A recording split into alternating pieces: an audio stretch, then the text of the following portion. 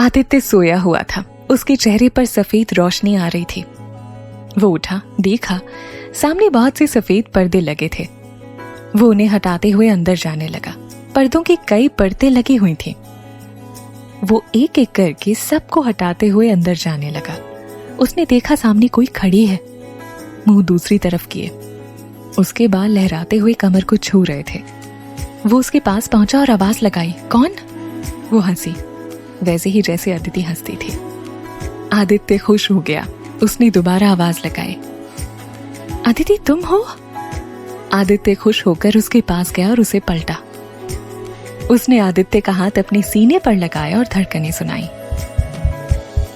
जैसे ही आदित्य ने उसका चेहरा देखा, वो जोर से चीख पड़ा। उसकी आंखें एकदम सफेद और चेहरे पर लकीरें उभर आईं और वो ऊपर देखकर जोर से चीखे। आदित्य घबरा के उठ गया। पूरी रात में वही था, तू आई क्यों नहीं? माना कि कुछ मजबूरी रही होगी, पर क्या इतनी बड़ी कि बेवफा बनना पड़ा?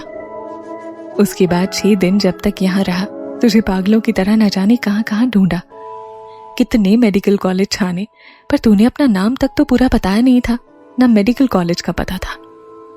आदित्य की आंखें सूनी सी हो गईं। एक मलाल दिल में रह गया कि अदिति, तुझसे प्यार करके कहीं कोई गलती तो नहीं की थी? क्या तू सच में थी या एक वहम मात्र? अदिति क्या इश्क कितना कमजोर था मेरा? क्या तुझे जाने बिना तुझे चाहने की सजा मिली है मुझे? देख, अब तेरी वजह से मैं किसी और से प्यार नहीं कर पाऊंगा। तूने अपने ट्रस्ट इशू मुझ में डाल दिए हैं, मेरी जिंदगी का हिस्सा बनके एकदम से गायब। सुना था प्रेम कहानियों के अंत अच्छे नहीं होते, पर इतने भयावह कि रात की नींद और दिन का सुकून सबको ही अपने साथ ले जाए। अब तो शेरों शायरियों को सुन के दिल बहला लेता हूं। सही कहा है किसी ने, कभी किसी को मुकम्मल जहां नहीं मिलता, कहीं जमीन तो कहीं आसमान नहीं मिलता। पूरे 2 साल गुजर चुके थे। आदित्य IPS ऑफिसर बन चुका था। 1 साल की ट्रेनिंग और फिर दिल्ली पोस्टिंग के बाद उसका मुंबई में ट्रांसफर हुआ था। उस समय के बाद आदित्य मुंबई कभी नहीं आया था। अदिति से कभी बात नहीं हुई। हाँ, उसका फोन नंबर लाखों बार ट्राई किया गया। दिल ये मानने को तैयार नहीं कि वो धोखा दे गई, और दिमाग सुनने को तैयार नहीं कि वो सच्ची थी। इसका नतीजा ये था कि आदित्य का गुस्सा जहर बन के निकलने लगा था क्रिमिनल्स पर। मुंबई भी उसका ट्रांसफर उसके सख्त मिजाज की वजह से एक स्पेशल केस को सॉल्व करने के लिए किया गया था। आदित्य उठा, किचन से ग्लास लेकर पानी पिया और अपने 21वें फ्लोर से मुंबई को देखने लगा। अजीब लोगों का बसेरा है तेरे शहर में। अपने दिखते नहीं और जो दिखते हैं वो अपने नहीं। वो देख ही रहा था कि उसका फोन बजा। जय हिंद सर, सामने से आवाज आई। जय हिंद, बोलिए, आदित्य एकदम भारी आवाज में बोला। सर, मैं गणपत म्हात्रे बोल रहा हूँ। वो मैं आपके लिए गाड़ी लेकर आया था। कमिश्नर सर ने कहा था सुबह ही आपको ऑफिस लाने को। सामने से वो बोला। हाँ म्हात्रे, रुको मैं 10 मिनट में आता हूँ। कहते हुए आदित्य रेडी हुआ और नीचे पहुंच गया। देखा सामने हवलदार खड़ा था, प्रेस वाले के साथ गप्पे लगाने में बिजी था। उसने गाड़ी का दरवाजा खोला और अंदर बैठ के हॉर्न मारने लगा। अरे बाप रे, कहते हुए हवलदार म्हात्रे गाड़ी में बैठा और बोला, जय हिंद सर। चल, आदित्य गुस्से में हाथ दिखाते हुए बोला।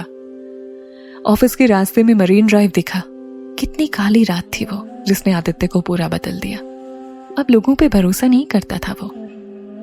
ये आदित्य उस आदित्य से एकदम अलग। Aditya special commissioner of crime branch से मिलने हेडक्वार्टर पहुंचा। कमिश्नर को जय हिंद करके सैल्यूट किया। कमिश्नर बोले, good morning Aditya, Jai Hind and welcome to Mumbai. सुना है तो मुंबई आना नहीं चाहते थे? भाई ऐसा क्या नहीं है हमारे शहर में? कमिश्नर बोले। सर, यहाँ कुछ भी नहीं है, आदित्य ने 2 टूक में जवाब दिया। सर, मैं यहाँ से वापस जल्दी जाना चाहता हूँ, उसने ऐसे ही लाल आंखों से उसे देखते हुए कहा। वेल, तुमने तो खबर टीवी पर देखी होगी, एक सीरियल किलर हमारे पुलिस ऑफिसर को मार रहा है, कमिश्नर बोले। कमिश्नर आगे बता रहे थे, पिछले साल से 6 पुलिस वाले मारे जा चुके हैं। सीरियल किलिंग का मामला है, इसलिए ये केस अब लोकल पुलिस से हैंडल नहीं हो रहा है और इसीलिए तुम्हें बुलाया गया है। तुम्हारी टीम तैयार है, मैं अभी सबसे तुमको मिलवाता हूँ।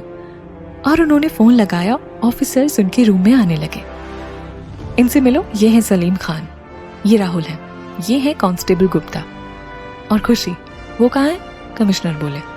तभी रूम में हड़बड़ाहट में एक लड़की एंटर हुई। सफेद शर्ट, ब्लैक ट्राउजर, बालों में जूड़ा बनाए, कानों में सफेद बूंदे, रिवॉल्वर को पीछे लगाते हुए उसने आते ही जय हिंद सर बोल करके सैल्यूट किया। खुशी, मीट आदित्य। आदित्य सिन्हा, तुम्हारा नया कमांडिंग ऑफिसर, कमिश्नर बोले। खुशी ने आदित्य को देखा और जैसे ही हाथ मिलाया उसकी छुअन से करंट सा दौड़ गया खुशी के शरीर में। उस झटके को आदित्य ने भी महसूस किया। खुशी का दिल जोरों से धड़कने लगा। उसकी आंखों में अजीब सी चमक आ गई। इससे पहले वो कभी आदित्य से नहीं मिली थी, पर फिर भी वो उसे इतना जाना पहचाना क्यों लग रहा था, जैसे उसके बारे में सब कुछ पता हो उसे। वो खोई ही थी कि कमिश्नर बोले, आप सभी को इसके ऑर्डर्स फॉलो करने हैं और ये मिशन तुम लीड करोगे Aditya. Any doubt? No sir, सभी ने एक साथ कहा। जाते हुए कमिश्नर बोले, और लोकल पुलिस की मदद चाहिए हो तो ले सकते हो। तो अब हम मरने वालों की मदद से मारने वालों को पकड़ेंगे, आदित्य ने जवाब दिया। तुम उनकी हेल्प के बिना आगे नहीं बढ़ पाओगे। कीप देम इन्वॉल्व्ड, कमिश्नर बोले। ठीक है सर, आप कहते हैं तो मैं उन्हें इन्वॉल्व कर लेता हूं, वरना ये केस मैं और मेरी टीम खुद मैनेज कर सकते हैं, आदित्य बोला। एक चीज और, हमें जितनी जरूरत होगी हम उतनी ही हेल्प लेंगे। किसी ने ज्यादा टीचपड़ की तो उल्टा लटका के ठोकूंगा, आदित्य एकदम हुड़ हुड़ दबंग स्टाइल में बोला। इतना गुस्सा अच्छी बात नहीं आदित्य। खैर, तुम्हें जो करना है करो, मुझे बस रिजल्ट चाहिए। चाहे पुलिस हमारी टीम का हिस्सा नहीं है, पर हम में से एक है और उन्हें कोई मार रहा है, कमिश्नर बोलते हुए बाहर जाने लगे। खुशी आदित्य को एक टूक देख रही थी। कमिश्नर जाते हैं, सारे उन्हें सैल्यूट करते हैं। कमिश्नर के जाते ही खुशी आदित्य के पास आई। सर, क्या हम पहले मिले हैं? मुझे तो ऐसा नहीं लगता, आदित्य बोर्ड पर देखते हुए बोला जहां केस की सारी इंफॉर्मेशन लगी थी। सर, मुझे ऐसा फील हो रहा है मैं आपको जानती हूँ, और वो भी बहुत अच्छे से, खुशी बोली। देखिए मिस खुशी, मुझे जानने में अपना टाइम वेस्ट ना करते हुए लोकल पुलिस स्टेशन जाकर इंफॉर्मेशन निकालिए, आदित्य उसे देखकर बोला। सर, इंफॉर्मेशन निकालने में थोड़ा टाइम तो लगेगा, खुशी ने कहा। 1 साल लग गया है, इसीलिए ये केस हमारे पास है। लोकल पुलिस की तरह बहाने मत बनाओ, जाके नट बोल्ट्स कस दो 2 साल की। सारी इंफॉर्मेशन कलेक्ट करो, अपने साथ राहुल और गुप्ता को भी ले जाओ। और सलीम, मुझे तुम्हारी जरूरत है, कुछ फाइल्स देखनी है, तुम आओ मेरे साथ। और हाँ, जाने से पहले सारे कॉन्टैक्ट डिटेल अपडेट करवाओ। कहते हुए उसने फोन निकाला। ओके सर, कहते हुए खुशी और राहुल चले गए। वो दोनों फाइल्स में लगे थे। कुछ घंटों बाद उसे खुशी का फोन आता है। सर, थाना इंचार्ज पाटिल ठीक से कोऑपरेट नहीं कर रहा है।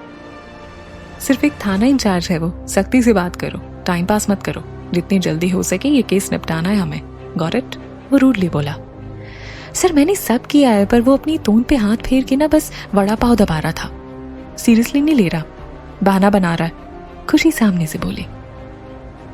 वही बहाने आप मुझे क्यों दे रही हैं मिस खुशी? ठीक है, कल सुबह मैं मिलता हूं, आप भी तैयार रहिएगा, आदित्य घड़ी में देखते हुए बोला। लड़की काम वाम करती नहीं, कहां से पकड़ ले आए हो इसे? वो आगे बोला। सर, वो मेरी कॉलेज फ्रेंड है और ट्रेनिंग बैचमेट भी, टॉपर भी है। पहले सब ठीक था, 2 साल पहले उसकी मेजर सर्जरी हुई थी सर, तब से वो थोड़ी बहकी बहकी है। बाकी काम उसकी तरह कोई नहीं कर सकता, सलीम बोला। तुम भी काम पे ध्यान दो जरा, रात हो गई है, तुम घर जाओ, मुझे भी निकलना होगा, कुछ काम है, आदित्य बोला। कल सुबह 4-5 बजे रेडी रहना, वो आगे बोला। और ऑफिस से बाहर निकलते ही महात्रे से बोला, चलो घर। महात्रे ने तुरंत गाड़ी स्टार्ट कर दी। आदित्य घर जा रहा था, थकान की वजह से उसने आंखें बंद की। उसे बेचैनी होने लगी। उसे लगा जैसे अदिति बाहर से आवाज लगा रही है। उसने तुरंत आंख खोली और देखा तो बाहर सड़क पर कुछ नहीं दिखा। क्यों दिलो दिमाग में अपना घर बनाया हुआ है तुमने इस कदर? जीने भी नहीं दे रही, मरने भी नहीं दे रही। जब से यहाँ आया हूं बेचैन सा हूं। कसूर तेरे शहर का है या मेरे दिल का? सुनो महात्रे, कुछ गाने चलाओ, वो बोला। हो सर, उसने कहा। वो घर पहुंचा और मैगी बनाकर खाई। घर से रीना जी का फोन आया। उसने कुछ देर बातें की और वहीं सोफे पर सो गया। उसे नींद आ गई। उसे लगा जैसे कोई ट्रक जोर से उसके ऊपर आया। वो हड़बड़ा कर उठा। उसने देखा सुबह के 5 बज गए थे। अब नींद उसे आने से रही। उसने एक्सरसाइज कंप्लीट की, अपनी चाय बनाई। तब तक महात्रे आ चुका था गाड़ी लेकर। वो गाड़ी लेकर निकले और हेडक्वार्टर पहुंचे। वहां खुशी से मिले और खुशी तो जाने किस दुनिया में थी। आदित्य को देखते ही उसके अंदर की वीणा, मृदंग, सितार, सारे वाद्य यंत्र बजने लगते, जैसे इसे जानती हो, इसकी बातें सुनी हो। और जब वो बोलता तो खुशी उसके इंस्ट्रक्शन सुनने की बजाय उसे बस निहारती। ये चीज सलीम नोट कर रहा था। पागल पागल हो गई है क्या? थोड़ा सन की आदमी है, इससे थोड़ा संभल कर रहना, सलीम ने खुशी से कहा। चुप कर, कोई सन की वन की नहीं है, खुशी उसे ताड़ते हुए बोली। वैसे तुझे इसमें अच्छा क्या लगा? सलीम ने पूछा।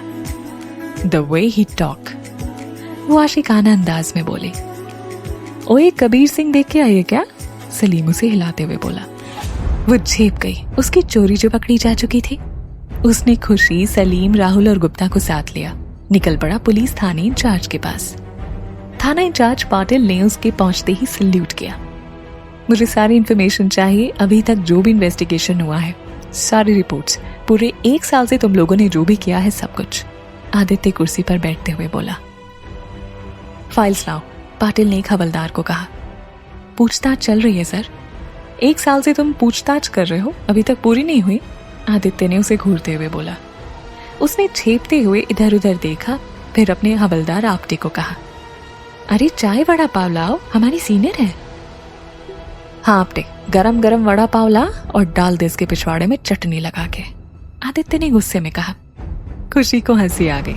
आदित्य ने उसे गुस्से में देखा, वो चुप हो गई। जाइए फाइल्स लेकर आइए खुद, वो गुस्से में पाटिल से बोला। सर, कहते हुए वो अंदर जाने लगा कि हवलदार फाइल्स लेकर आ गया। उसने फाइल्स आदित्य के सामने रखी।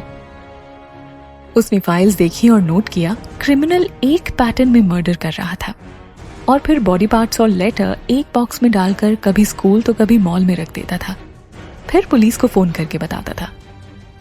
लेटर कहाँ लाकर दीजिए, आदित्य बोला। जी सर, कहते हुए वो लेटर लेकर आया। आदित्य ने लेटर पढ़ना शुरू किया। उसमें लिखा था, क्या करें साहब, काम कोई करता नहीं, शहर में बहुत कचरा हो गया है, उसे साफ तो करना ही पड़ेगा। और उन बॉक्स में बॉडी के पार्ट्स मिलते थे, किसी का हाथ, किसी का पैर, किसी का सर। सारे पुलिस वालों को ही मारा उसने, या किसी और की भी जान ली है, आदित्य ने पूछा। सर, एक डॉक्टर पर भी हमला हुआ था पर वो बच गया, पाटिल बोला। जब कटे हाथों की फिंगरप्रिंट मैच कराई तो हमारे डेटाबेस से मैच होती थी, फिर पता चल पाया कि किसकी बॉडी के पार्ट्स हैं, पाटिल बोला। आदित्य उसे घूरते हुए देखे जा रहा था। सर चाय लीजिए, उसने कहा। आपने चाय लेकर आया, फिर आदित्य की आंखों को देखकर चुप हो गया। लाल लाल गुस्से में भरी आंखें। 2 साल से आदित्य मुस्कुराया भी नहीं होगा, वो बोला। दे दो तुम्हारे पाटिल साहब को, 15 मिनट से कुछ खाया नहीं, कमजोरी महसूस हो रही होगी इन्हें। पाटिल ने डरते हुए हाथ से आपटी को जाने का इशारा किया। और बॉक्स से कोई फिंगरप्रिंट्स मिले, आदित्य ने पूछा। नहीं सर, जब तक हम लोकेशन पर पहुंचते लोग उसे घुमा घुमा कर सेल्फी लेते हुए मिलते। पाटिल बोलते बोलते डर से चुप हो गया। हाँ, समय से पहले पुलिस पहुंचती कहाँ है, कुछ तो काम कर लिया करो तुम लोग, आदित्य गुस्से से भनभनाया। मतलब लीड के नाम पे कुछ नहीं है तुम्हारे पास, वो आगे बोला। बस यहाँ बैठ के वड़ा पाव और समोसे ठूसते रहो। जब वो ऑफिस में बात कर ही रहे थे कि उन्हें सूचना मिली कि एक और बॉक्स मिला है। इस बार आदित्य की टीम वहां पहुंची, मीडिया वहां पहले ही पहुंच चुका था।